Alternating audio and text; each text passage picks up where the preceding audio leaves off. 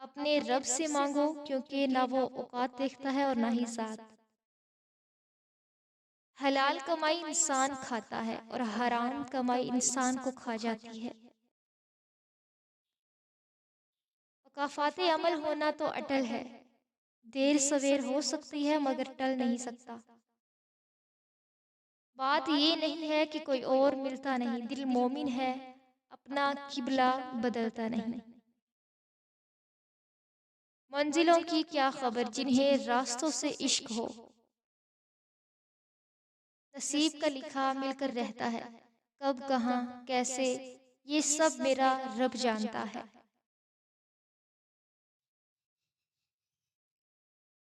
اللہ جب بہترین سے نوازتا ہے تو پہلے بدترین سے گزارتا ہے۔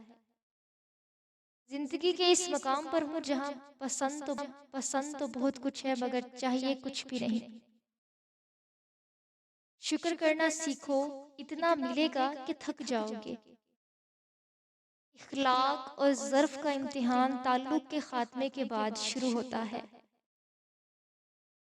زہر دکانوں پر نکلی اور زبانوں پر اصلی ملتا ہے۔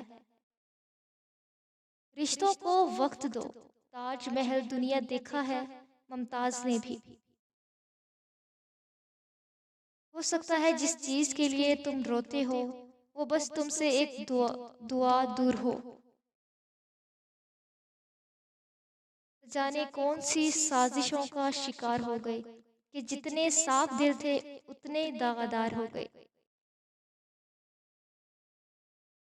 عبادت کا بہترین وقت جوانی ہے۔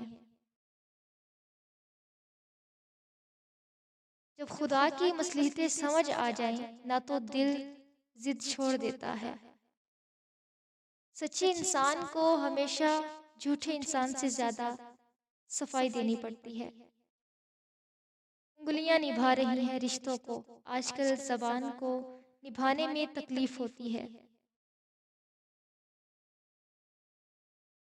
الفت بدل گئی، کبھی نیت بدل گئی، خود غرض جب ہوئے تو پھر سیرت بدل گئی۔ اپنا قصور دوسروں پہ ڈال کر کچھ لوگ سمجھتے ہیں حقیقت بدل گئی۔ پاک ہے وہ پروردگار جو عیبوں کو چہروں پر ظاہر نہیں کرتا۔ کوئی بھی بد نصیب نہیں ہوتا، بس ہر ایک کا نصیب مختلف ہوتا ہے۔ بادشاہ تو وقت ہوتا ہے، باقی سب تو یوں ہی غرور کرتے ہیں۔ ساری بات دل کی ہوتی ہے، اگر انسان کا دل ہی مر جائے تو لاکھ بہترین چیزیں عطا کر دی جائیں، لبوں پر مسکراہٹوں کے پھول نہیں کھلتے۔ جب تم تھک جاؤ تو کچھ دیر اللہ کے سامنے رو لیا کرو، مشکلوں کا وزن کم ہو جائے گا۔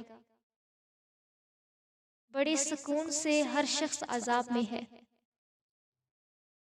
زندگی محبت کے بغیر ایسی ہے جیسے وہ پیڑ جس میں پھول ہوں نہ پھل۔ ہر آدمی میں ہوتے ہیں 10-20 آدمی، جس کو بھی دیکھنا ہو کئی بار دیکھ لینا۔ جتنا سوچو گے اتنی زیادہ اذیت میں رہو گے، یا تو اپنے آپ کو مضبوط کر لو یا مصروف کر لو۔ منتظر میرے زوال کے ہیں، میرے اپنے بھی کیا کمال کے ہیں۔ اپنے وہ نہیں ہوتے جو تصویر میں ساتھ کھڑے ہوتے ہیں، اپنے تو وہ ہوتے ہیں جو تکلیف میں ساتھ کھڑے ہوتے ہیں۔ ہو سکتا ہے تمہاری آزمائش کا یہ آخری مقام ہو،